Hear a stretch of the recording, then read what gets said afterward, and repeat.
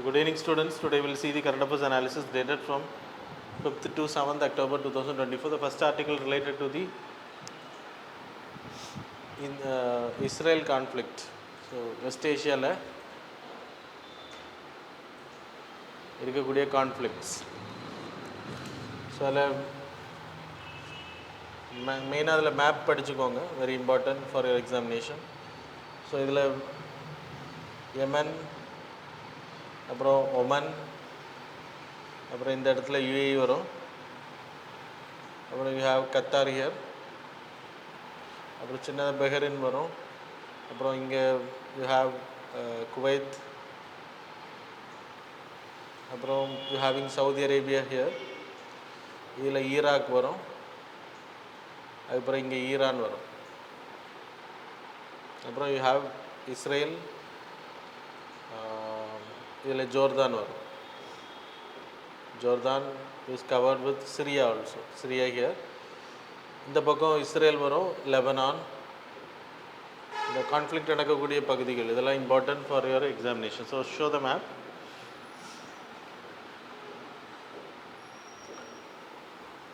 Okay, so what you are seeing, Turkey மேலே இந்த conflict ஜோனை படிச்சுக்கோங்க.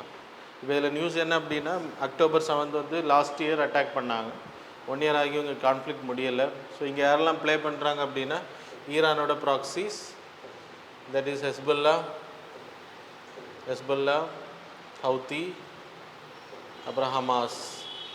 ஸோ இதில் எல்லாமே உங்களுக்கு குட்ஸ் ஃபோர்ஸ் அப்படின்னு பேர், இல்லைன்னா KUDS, குட்ஸ் ஃபோர்ஸ் அப்படின்னு பேர். ஈரானோட ப்ராக்சி டீம் இவங்க தான் இப்போ அட்டாக் பண்ணுறாங்க. இஸ்ரேல் வந்து 7 ஃப்ரண்ட்ஸ்லேருந்து வார கண்டக்ட் பண்ணிகிட்ருக்காங்க, 7 ஃப்ரண்ட்ஸ். சரி, ஸோ இதெல்லாமே இது எந்த அளவுக்கு இந்தியாவை பாதிக்கும் அப்படின்றத படிச்சுக்கோங்க. அங்கே அந்த ஆர்டிக்கிள் எல்லாம் ஃபுல்லாகவே வந்து உங்களுக்கு வெஸ்ட் ஏஷியாவில் இருக்கக்கூடிய கான்ஃப்ளிக்டை மட்டுமே, சேம் திங் தான் அந்த ஸ்டோரி. October 7 இன்றைக்கு வரைக்கும் என்ன நடந்திருக்கு அப்படின்றது, no need to explain. Map படிச்சுக்கோங்க, இந்தியாவுக்கு எப்படி இம்பேக்ட் ஆகும் அப்படின்றது. So that's about this article. The next article related to the judicial activism. இந்த வேர்டு வந்து இட் வாஸ் காயின்டு பை, இப்போ ரீசெண்டாக நடந்த ஒரு கான்க்ளேவில் வைஸ் பிரசிடெண்ட் வந்து சொல்லியிருக்காரு, எக்ஸிக்யூட்டிவோட ஒர்க்கில், லெஜிஸ்லேச்சரோட ஒர்க்கில் வந்து ஜுடிஷியரி அதிகமாக தலையிடுது அப்படின்றது. ஸோ ஜுடிஷியல் ஆக்டிவிசம் அப்படின்றது தான். ஸோ ஜுடிஷியல் ஓவர் ரீச் இருக்குது, ஜுடிஷியல் ஆக்டிவிசம். ஜுடிஷியல் ஆக்டிவிசம் அப்படின்னா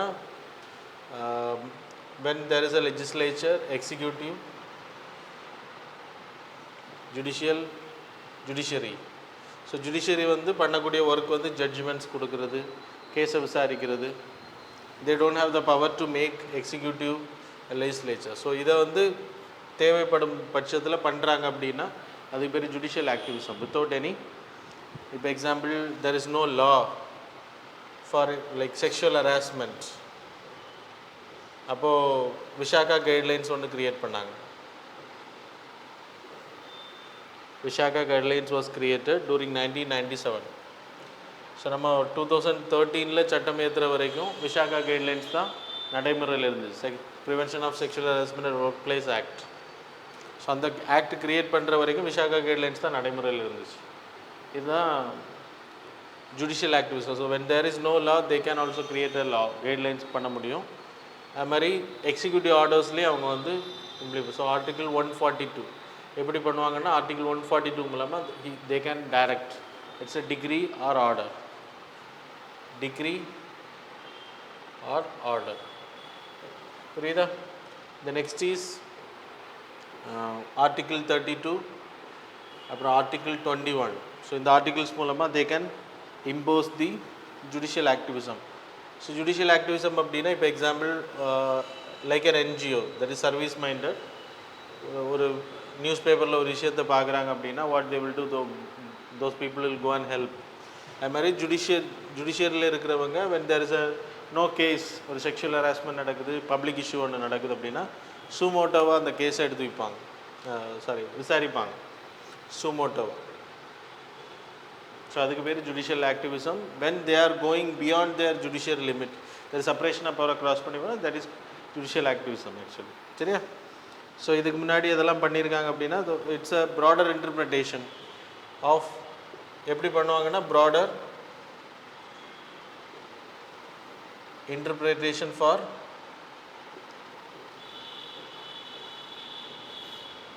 கான்ஸ்டிடியூஷன். ஸோ கான்ஸ்டியூஷனோட இன்டர்பிரிட்டேஷன் இப்போ ஆர்டிகல் 21 வந்து எக்ஸ்பேண்ட் பண்ணுறது. ஸோ அதில் வந்து ப்ராடரிங் பண்ணலாம். அப்புறம் டைரக்ஷன் டு தி கவர்மெண்ட் வந்து சில விஷயங்களை பண்ணாமல் இருக்கும்போது பண்ண சொல்கிறது. டேக்கிங் த சுமோட்டோ கேசஸ் அதை நான் உங்களுக்கு சொன்னேன். அண்ட் ஆர்டிகல் 142, ஆர்டிகல் 21, 32 இதெல்லாமே ஆல்ரெடி பண்ணிங்க. Maneka Gandhi case versus union government of India. Maneka Gandhi it's a right to life அப்படின்றது ஃபிசிக்கல் ப்ரெசன்ஸ் மட்டும்தான் இருந்துச்சு. அதை வந்து டிக்னிஃபைடு லைஃப் அப்படின்றத கொண்டு வந்தாங்க இந்த கேஸில். டிக்னிட்டி கொடுக்கணும் அப்படின்ற ஹியூமன்ஸு ஃபிசிக்கல் ப்ரெசன்ஸ் மட்டும் இல்லை, dignified life should be given. So இதோட பாசிட்டிவ் எடுத்துக்கிட்டிங்கன்னா it will strengthen the democracy. அப்புறம் என்வாயர்மெண்டல் ப்ரொடெக்ஷன் இந்த மாதிரியான விஷயங்கள் வந்து அதிகமாக பண்ணலாம். When legislature and executive silent நிறைய ரிஃபார்ம்ஸ் பண்ண முடியும். சரியா? கிரிட்டிசிசம் என்னென்னா ஜுடிஷியல் ஓவர் ரீச். இப்போது லெஜிஸ்லேச்சர் பண்ண வேண்டிய ஒர்க்கை வந்து ஜுடிஷியரி பண்ணுது அப்படின்றப்போ it's a judicial over reach அப்படின்னு சொல்லப்படுது. ஆக்டிவிசமை தாண்டி போகிறது. So that is over reach. அப்புறம் லேக் ஆஃப் அக்கௌண்டபிலிட்டி. நம்ம கவர்மெண்ட் ஏற்றக்கூடிய சட்டங்களுக்கு வந்து அக்கௌண்டபிலிட்டி ஜுடிஷியரி பண்ணுது. So judiciary will do judicial review when we can challenge it. But supreme court ஒரு விஷயத்தை பண்ணும்போது நம்ம எங்கே போய் ஜுடிஷியல் ரிவ்யூ பண்ண முடியும்? That's an issue. புரியுதா? So that's about this part. அதுதான் வைஸ் பிரசிடென்ட் சொல்லியிருக்காரு. ஜுடிஷியரியோட வேலையை பார்க்கட்டும், எக்ஸிக்யூட்டிவோட ஒர்க்கு பார்க்கட்டும், செப்பரேஷன் ஆஃப் பவரை வந்து மெயின்டைன் பண்ணணும் அப்படின்றத சொல்லியிருக்கு. So that's all. தென் மால்தீவ்ஸோட பிரசிடென்ட் இந்தியாவுக்கு வந்திருக்காரு. President Mohamed Muizzu, Maldives.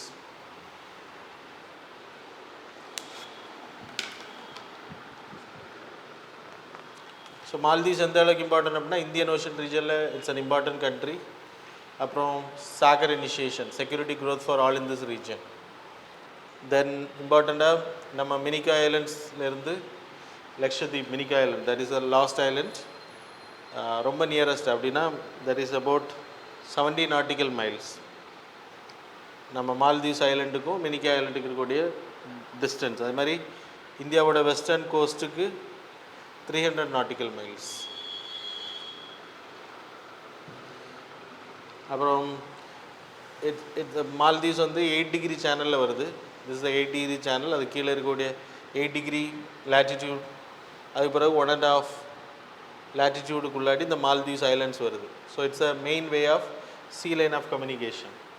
அப்படின்னா கப்பல்கள் அதிகமாக ட்ராவல் பண்ணக்கூடிய ரூட்டு தான். ஸோ மால்தீவ்ஸில் கண்ட்ரோல் இந்தியாவோட ப்ரெசன்ஸ் அங்கே இருக்கிறது இம்பார்ட்டன்ட்.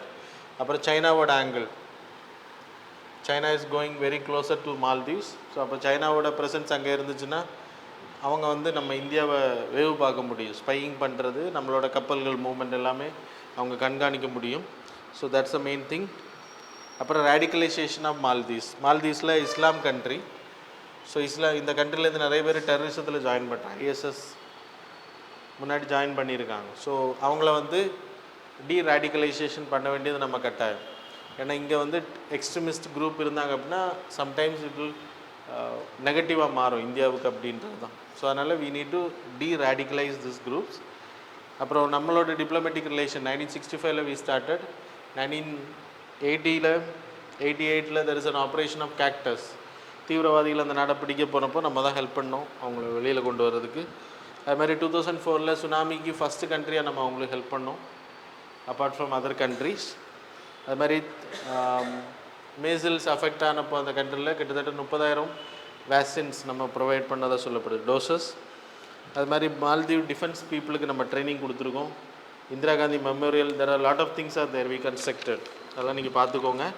ட்ரேட் எடுத்திங்கன்னா India is the second largest country for the Maldives, second largest. அது மாதிரி 1 பில்லியனுக்கான எக்ஸ்போர்ட் இது வரைக்கும் நம்ம பண்ணிகிட்ருக்கோம் ஒரு வருஷமும். அதில் 892 மில்லியன் ட்ரேட் நம்ம பண்ணுறது 1 பில்லியன் மால்தீவ்ஸ் கூட. 892 million that is an export by India to Maldives. So it's a surplus for us. மீதி இருக்கக்கூடிய 86.84 தான் அவங்க பண்ணுறாங்க நமக்கு எக்ஸ்போர்ட் பண்ணுறது. So it's a surplus for us. அது மாதிரி ஸ்வாப் அக்ரிமெண்ட் பண்ணியிருக்கோம் டாலர் எக்ஸ்சேஞ்ச் பண்ணுறதுக்கு. அவங்க கண்ட்ரி க்ரைசிஸில் போகும்போது we will help with dollars. அப்புறம் தீஸ் ஆர் த திங்ஸ். அது மாதிரி டாக்டர்ஸ் டீச்சர்ஸ் எல்லாருமே இந்தியன்ஸ் தாங்க ஒர்க் பண்ணுறது 25% மேலே. So that's about this part. The next article related to the Chenju tribes. That's a tribal group in name. So அவங்க வந்து ரொம்ப பாவர்ட்டியில் இருக்காங்க அப்படின்னு சொல்லப்படுது. ஆந்திரா, தெலுங்கானா, கர்நாடகா, ஒடிசா இந்த ஏரியாஸில் டைவர்சிஃபைடு பாப்புலேஷன் கிட்டத்தட்ட 64,227 பீப்புள். ஸோ தம்ப்நெயிலில் அந்த இமேஜ் போட்டிருக்காங்க, என்ன பார்த்துக்கோங்க லேட்டராக. நல்லமல்ல ஃபாரஸ்ட் ஏரியாவில் தான் அவங்க இருக்காங்க. நல்லமல்ல காட், இந்த வனதேவதை தான் அவங்களோட கடவுள். ஸோ இந்த பீப்புளை பொறுத்த வரைக்கும் பாவர்ட்டி அதிகம். இதை போக்குறதுக்காக இவங்களுக்கு ஸ்பெஷல் எம்ஜி நரேகா ப்ரொவைட் பண்ணிகிட்டு இருந்தாங்க. அது இப்போ ஸ்டாப் பண்ணப்பட்டிருக்கு. That's it came in news.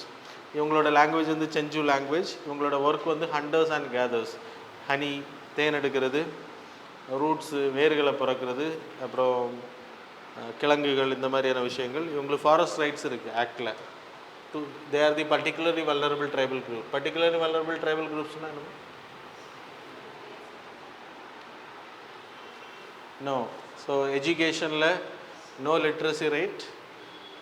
பழைய காலத்து அக்ரிகல்ச்சரல் ப்ராக்டிஸை பண்ணுவாங்க. That is hunting gathering, food gathers அப்படி இருப்பாங்க. Primitive agricultural practices. Productivity growth இருக்குது. அவங்க பாப்புலேஷன் இம்ப்ரூவ் ஆகாது, பிகாஸ் ஆஃப் டெத் அதிகமாக இருக்கும். ஸோ இந்த மாதிரியான காரணங்களால they will be termed as tribal groups-ல particularly vulnerable tribal groups, ரொம்ப அழியக்கூடிய நிலைமையில் இருக்கிறவங்க. ஸோ அவங்களுக்கு ப்ரொடெக்ஷன் பண்ணுறோம். It was created in the year 1975. that is called as தேபர் கமிஷனோட ரெக்கமெண்டேஷனில் இதை கிரியேட் பண்ணாங்க. இது ரொம்ப இம்பார்ட்டன்ட். செஞ்சு ட்ரைப் வந்து particularly vulnerable tribal group. அது மாதிரி நம்ம Schedule 5ல் இருக்கக்கூடிய ஸ்டேட்ஸில் ஆந்திராவும் ஒன்று, ஞாபகம் வச்சுக்கோங்க. 10 states are there. That's all. Then Assam created co-district. நம்ம டிஸ்ட்ரிக்ட் இருக்குல்ல, அது மாதிரி அவங்க ஒரு co-district. இப்போ நம்ம ஆர்டிஓ கண்ட்ரோலில் ஒரு ஏரியா வரும். co-districtனா சின்ன ஒரு அட்மினிஸ்ட்ரேட்டிவ் ஏரியா, டிஸ்ட்ரிக்ட்டுக்குள்ளாடி க்ரியேட் பண்ணியிருக்காங்க. co-districtனு பேர். அது மாதிரி நிறைய க்ரியேட் பண்ணியிருக்காங்க. 21 நம்ம க்ரியேட் பண்ணியிருக்காங்க. இதில் அசிஸ்டன்ட் டிஸ்ட்ரிக்ட் கமிஷனர் வந்து அப்பாயின்ட் பண்ணுறாங்க, கலெக்டருக்கு பதில். ஐஏஎஸ் ஆஃபீஸர் தான், பட் நமக்கு ஆர்டிஓ இருக்கிற மாதிரி ரெவென்யூ டிஸ்ட்ரிக்ட் ஆஃபீஸர் இருக்காங்கல்ல, டிவிஷனல் ஆஃபீஸர். ஸோ அது மாதிரி there will be RDO, assistant commission. அவங்களோட ஒர்க் வந்து land revenue development, welfare, excise, disaster management. Excise வரி கலெக்ட் பண்ணுறது, அப்புறம் டிசாஸ்டர் மேனேஜ்மெண்ட், அதெல்லாமே அந்த ஏரியாவில் இருக்கும். அதன் மூலமாக டீசென்ட்ரலைசேஷன் ஆஃப் அட்மினிஸ்ட்ரேட்டிவ் ஒர்க் அப்படின்றது, அதனால தான் அது பண்ணுறதா சொல்லப்படுது. That's all. The next article related to India's tripartite agreement. Nepal, India, Bangladesh 3 பேர் சேர்ந்து, நேபாளில் அதிகமான ஹைட்ரோ எலக்ட்ரிசிட்டி ப்ராஜெக்ட் இருக்குது, அதை பங்களாதேஷ் கரண்ட் பற்றாக்குறை இருக்குது. ஸோ அந்த ஜூன் 15 நவம்பர் 15 வரைக்கும் அங்கே கரண்ட் பற்றாக்குறை அதிகமாக இருக்கும், எலக்ட்ரிசிட்டி. ஸோ அதனால் நேபாளிலேருந்து பங்களாதேஷுக்கு கரண்ட் கொண்டு போகிறது. அதில் நம்ம என்ன பண்ண போகிறோன்னா, நம்ம தான் அந்த லைனெல்லாம் க்ரியேட் பண்ணி கொடுத்துருவோம், இன்ஃப்ராஸ்ட்ரக்சர். So supporting. மற்ற நேரங்களில் நமக்கும் கிடைக்கும். அதுக்கு தான் ஜூன் 15 நவம்பர் 15 வரைக்கும் அவ்வளோதான் அந்த அக்ரிமெண்ட். வேறு அதில் பெருசாக ஒன்றும் கிடையாது. சார்க்கில் நேபாள், நம்ம 3 பேருமே இதில் member. Nepal, Bangladesh and Bhutan also there. பிம்ஸ்டெக்கில் Bangladesh, Nepal, India is there. அது மாதிரி நாமில் இருக்காங்க, பிபின் ப்ராஜெக்டில் இருக்காங்க. So that's all. The next article related to the trade not just globalised but is now weaponised. So இது இந்த வேர்ட்ஸ் வந்து எக்ஸ்டர்னல் அஃபேர்ஸ் மினிஸ்டர் சொன்னது. There is a conclave happen, Kautilya conclave. அதில் வந்து அவர் பேசியிருக்காரு, இன்றைக்கி வெப்பனைஸ்டாக இருக்குது, not just globalise, it's a வெப்பனைஸ்ட் now அப்படின்ற. இதை வச்சு ஆர்டிகிள்ஸ் கேட்பாங்க, உங்களுக்கு எஸ்ஏ எழுத சொல்லுவாங்க. அதில் கம்மியான பாயிண்ட்ஸ் தான் நான் போட்டிருக்கேன், பட் போக போக உங்களுக்கு கிடைக்கும் அதுக்கான articles. So globalization of impact என்னெல்லாம் இருக்குது அப்படின்றது, job losses, dissatisfaction, rising protectionism. Globalization ஆகிறதுனால நிறைய பீப்புள், இப்போ யூஎஸ் வந்து அவங்களோட கண்ட்ரி தான் இம்பார்ட்டன்ட். அது மாதிரி ரைசிங் சைனா யூஎஸ் இஷ்யூ, அது மாதிரி இந்தியா சைனா இஷ்யூ. அதனால் எல்லாருமே செல்ஃப் ரிலையன்ட் எக்கானமிக்கு நேராக நம்ம போயிட்டுருக்கோம் அப்படின்னா அதான் ப்ரொடெக்ஷனிசம்னு பேர். அதனால் நிறைய பேர் வேலையை இழக்கிறாங்க. அவங்க நாட்டுக்காரங்களுக்கு அதிகமான முன்னுரிமைகள் கொடுக்கப்படுது. இப்போ யூஎஸ் எல்லாம் முன்னாடி யார் வேணால் போய் வேலை பார்க்கலாம். இப்போது அவங்க கண்ட்ரி பீப்புளுக்கு இம்பார்ட்டன்ஸ் கொடுக்குறாங்க. Same like reservations. Weaponisation of trade. இன்றைக்கி அதிகமாக வியாபாரம் பண்ணக்கூடிய மெயின் இது வந்து வெப்பன்ஸ். அது வந்து அதிகமாக இருக்குது. இந்தியாவும் அதை பண்ண ஆரம்பிச்சிட்டோம். சரியா? கிட்டத்தட்ட இந்தியா நிறைய நாடுகள் கூட ஆன்டி டம்பிங் டியூட்டி போட்டிருக்கோம். அதுக்கு ரீசன் கிட்டத்தட்ட 30 தடவை போட்டிருக்கோன்னு சொல்லப்படுது லாஸ்ட் இயரில் மட்டும். இது சொன்னது external affairs minister. Anti dumping டியூட்டின்னு தெரியும்ல, டம்பிங் பண்ணுற பொருளுக்கு நம்ம போடக்கூடிய டபுள் மடங்கு டியூட்டி. சரியா? டாக்ஸஸ். ஸோ அது வந்து கிட்டத்தட்ட 30 வாட்டி நம்ம இம்போஸ் பண்ணியிருக்கோம் அப்படின்னு சொல்லப்படுது. இதனால் வரக்கூடிய பாதிப்புகள், சேலஞ்சஸ் எடுத்துக்கிட்டிங்கன்னா ஜாப்லெஸ் அதிகமாக இருக்குது, national security issues there, climate சேஞ்சை பற்றி யாருமே கண்டுக்கல் அப்படின்னு சொல்லப்படுது காம்படிஷனால். So that's about the articles. Now we will move on to the MCQs.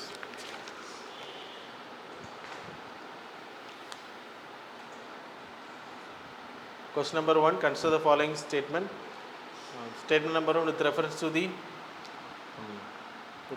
the 6th schedule of Indian Constitution, consider the following statement. Statement number 1, the governor has the authority to create autonomous district councils and autonomous regional councils in the state of Assam, Meghalaya, Tripura, Mizoram. ADC, second statement, have the power to make laws to the forest management, inheritance, social customs, but do not have the authority to collect land revenue or imposes taxes. Which of the statements given above is correct? Options are A, 1 only, B, 2 only, C, both, D, neither. Third in the second statement. Na? Okay, next question. With reference to the PM Janjatiya Unnat Gram Abhiyan, consider the following statements. Statement number 1, the scheme aims to address the gap of social infrastructure across approximately 63,000 tribal villages. Second statement, the scheme has the duration of 5 years. Statement number 3, the PM Gadi Shakti portal will be leveraged for monitoring the scheme's progress. Which of the statements given above is correct? Options are A, 1 and 3 only, B, 2 only, C, 1 only, D, 1, 2 and 3 only.